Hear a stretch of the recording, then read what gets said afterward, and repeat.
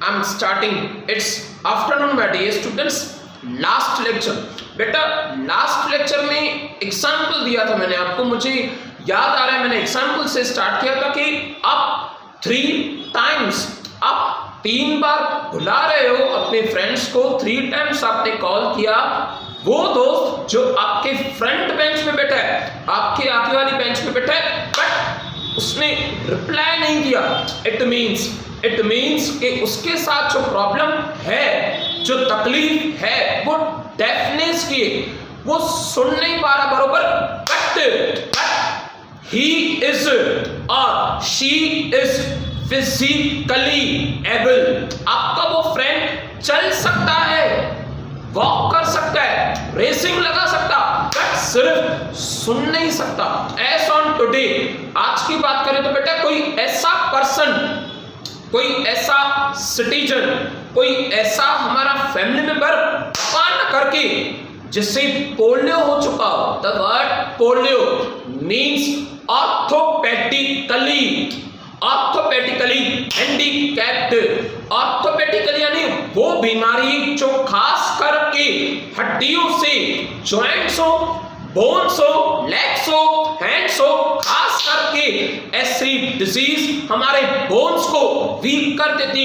न सिर्फ week, bones हमारे फंक्शन करना ही स्टॉप कर देते हैं, और खास करके पोलियो में। स्टार्ट करो बेटा, एज ऑन टुडे आपका लिखा हुआ है question, write a short note on orthopedically handicap, यानी जिन लोगों को पोलियो हो चुका है, जिन लोगों को वॉक करने में प्रॉब्लम है, उन्हें ऑर्थोपेडिक हड्डियों के डॉक्टर की सजेशन है, हड्डियों के डॉक्टर की उन्हें ट्रीटमेंट चाहिए। पर कैसे और कब ये सिचुएशंस होती है, और खास करके ये होती कैसे? देखो, स्टार्टिंग लेक्चर स्टार्ट कर रहा हूं आपका ऑर्थोपेडिकली, यानी जो बोन से रिलेटेड डिजीज हो और जिसकी वजह से हमारे बॉडी के बोन्स, चाहे वो स्पाइनल कॉर्ड हो, it's a type of a bone, आप समझ सकते हो, बोन नहीं है, इट्स अ कॉर्ड, चाहे भली वो हैंड्स हो, जॉइंट हो, चाहे भली वो लेग्स हो, जॉइंट हो,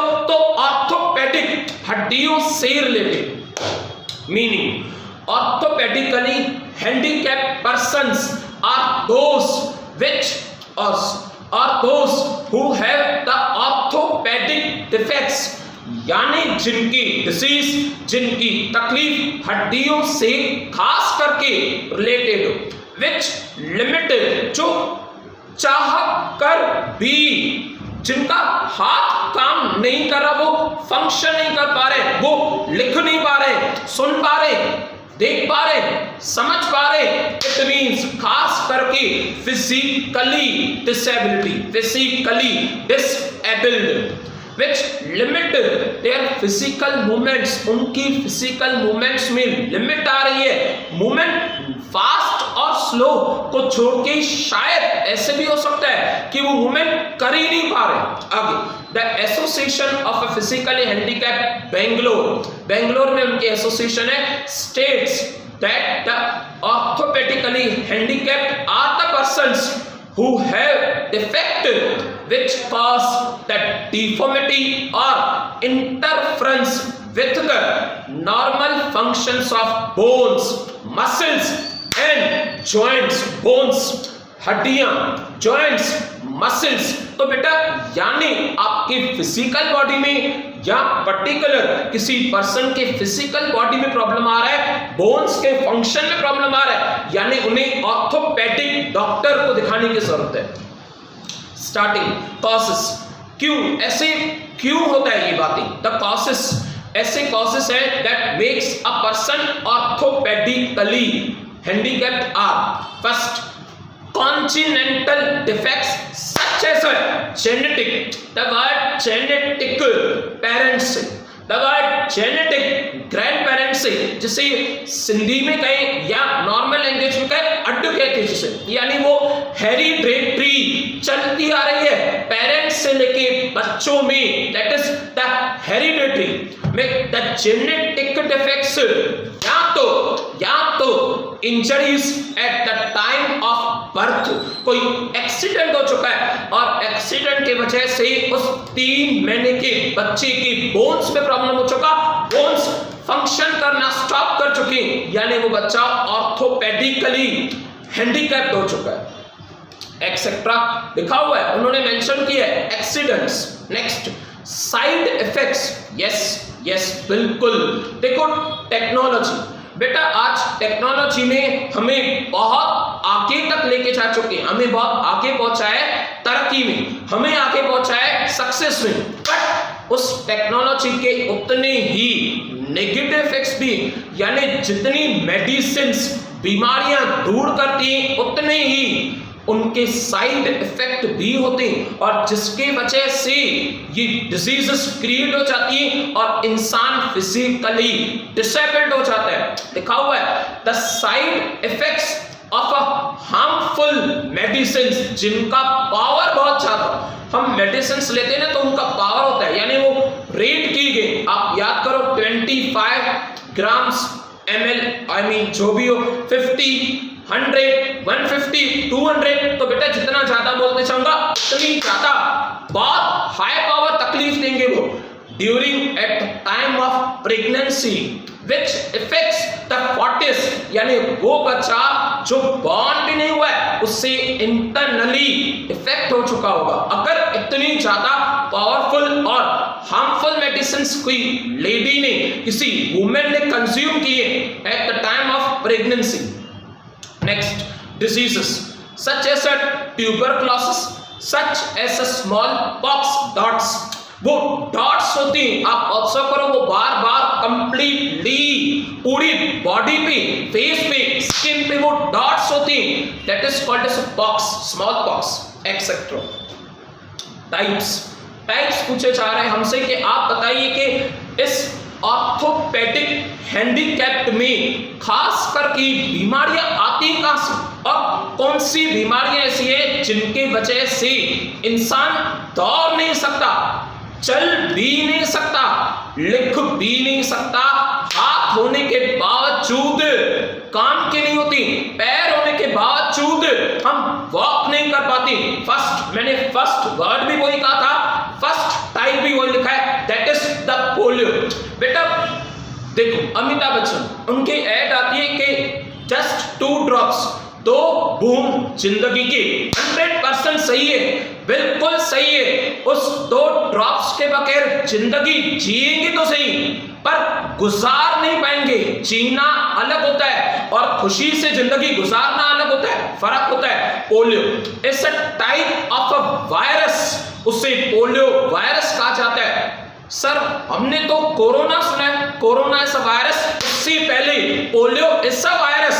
पोलियो की मेडिसिन, पोलियो की ड्रॉप्स ढूंढ चुकी हैं, तो आज 99% शायद उससे ज्यादा 99% तक हम पोलियो को रोक चुके हैं। और ऐसी बीमारी, ऐसी डिजीज खास करके चिल्ड्रंस में पाई जाती है, एडल्ट में नहीं, बच्चे में वो डिजीज पाई जाती है, तो वो लाइफ टाइम टिल डेथ तक उसकी बॉडी में से नहीं जाती। It's a type of a virus, और वो वायरस को 2 ड्रॉप से किल किया जाता है या उसे इन्फेक्शन होने से पहले ही बचाया जाता है। इन्फेक्शन के लिए खास polio, that is poliomyelitis infantile paralysis mostly occurs in the childhood.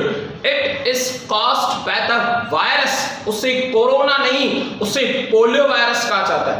The virus destroys the motor neuron cells, neuron body के सेल्स डैमेज कर जाती, खा जाती है, और वो सेल्स जिनका फंक्शन बोन्स में, कंप्लीटली बॉडी में मसल्स तक पहुंचता है, स्पेशली द स्पाइनल कॉर्ड, रीढ़ की हड्डी, बैकबोन जिसे कहा जाता है, रीढ़ की हड्डी, spinal cord, leading to the paralysis.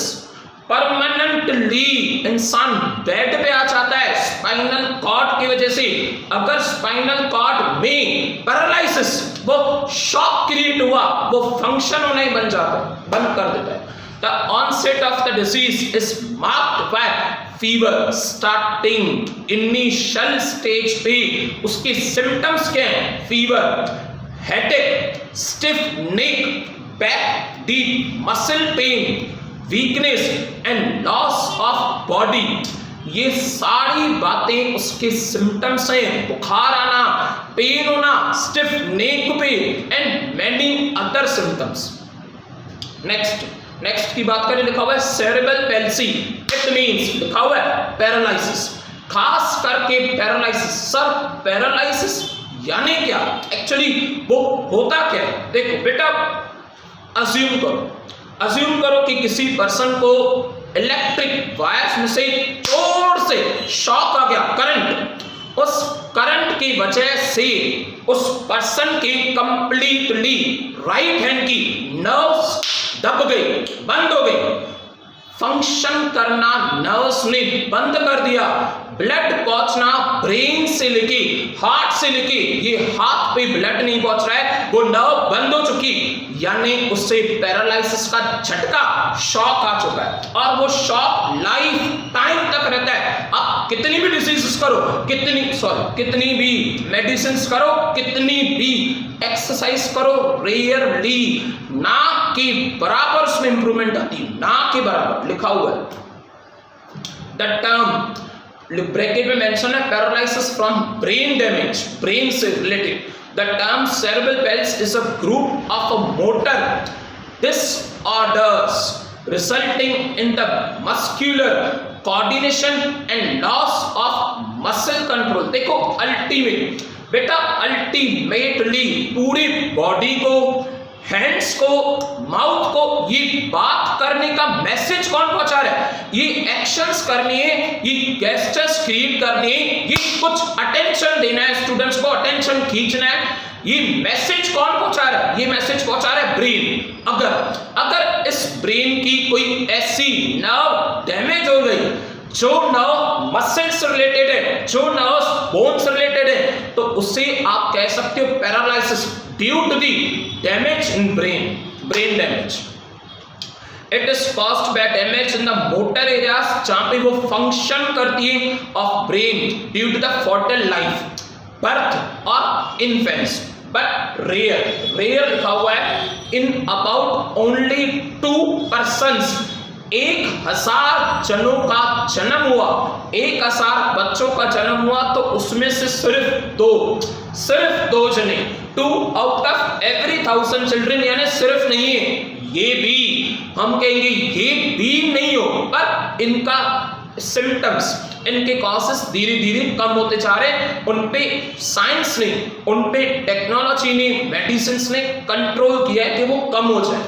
Are cause infections in the motor German measles during the first 3 months of pregnancy, since birth, or I can say before the birth, ये बातें हो रही है, 3rd month of pregnancy, predation of the during the fertile life, temporary lack of oxygen, मां में से उस बच्चे को, अगर उस बच्चे की ब्रेन में ऑक्सीजन नहीं मिल रही, तो बर्थ से पहले ही उसकी ब्रेन्स की नर्व्स डैमेज हो जाएंगी, और कहां ना कहां मसल्स, कहां यानी जो खास करके मसल्स रिलेटेड है, वो मसल्स मोटर फंक्शन करना स्टॉप कर देंगे।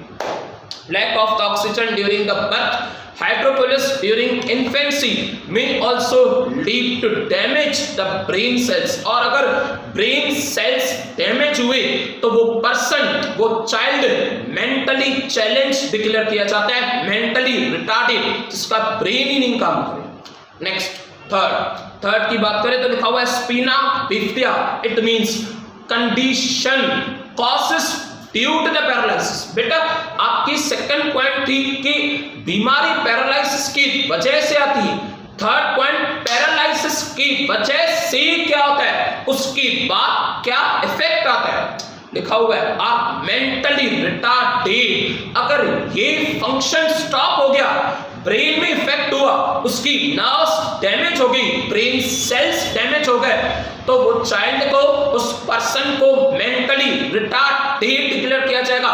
फिजिकल डिसेबल्ड अलग, और ब्रेन में इफेक्ट आया, ब्रेन की नर्व्स में इफेक्ट आया, पैरालिसिस हुआ, तो उसे मेंटली रिटार्डेड कहा जाएगा। देखो रीड कर रहा हूं मैं, इट इज अ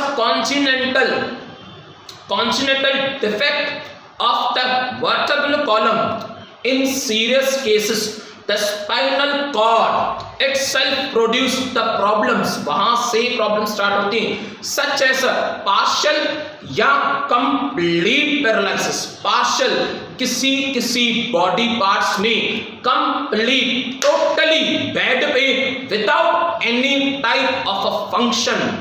आगे complete paralysis, complete loss of a urinary bladder control. Children who are the victims of a spina bifida become the mentally retarded. बहुत सारी उनके साथ ये तकलीफ होती है जो टोटली ब्रेन की नर्व्स और ब्रेन के सेल्स से रिलेटेड है.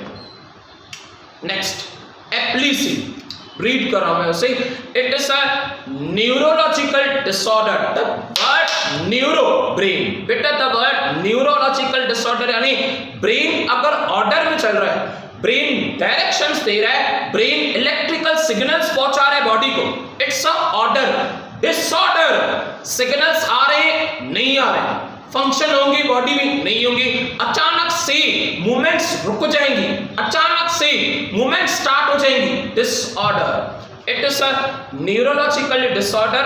A person affected by the epilepsy gets neurological disorder, causes seizures. Symptoms. इनके symptoms क्या है? लिखा हुआ है tongue biting. The word tongue biting. Sensory changes. Senses सुनाई दे रहा है, नहीं दे रहा है, कम ज्यादा. Crisis, etc. Epilepsy has many causes including brain damage. As at the birth, most common cause, खास कर ये डिजीज भी जन्म के टाइम पे ही पाई जाती है. Most common eight the time of the birth. Metabolic disturbance, infections हो जाती हैं, टॉक्सिक सब्सटेंसेस बढ़ जाती हैं हमारे अंदर, vascular disturbance and head injuries. Head injuries हो जाती हैं. ट्यूमर्स, क्वाइट पॉसिबल कि ब्रेन ट्यूमर की वजह से भी ये क्रिएट हो चुका. Tumours of the brain etcetera. It is noted that epilepsy never affected the intelligence of person.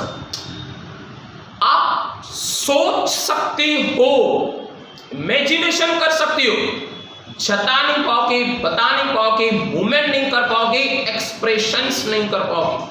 Intelligence of person यानी एग्जाम्पल मुझे याद आ रहा है बेटा, हमने एग्जाम्पल किया था जब आपका ये डिसऑर्डर, फिजिकली डिसऑर्डर मैंने एग्जाम्पल स्टार्ट किया था, तो मुझे याद आ रहा है स्टीफन हॉकिंग.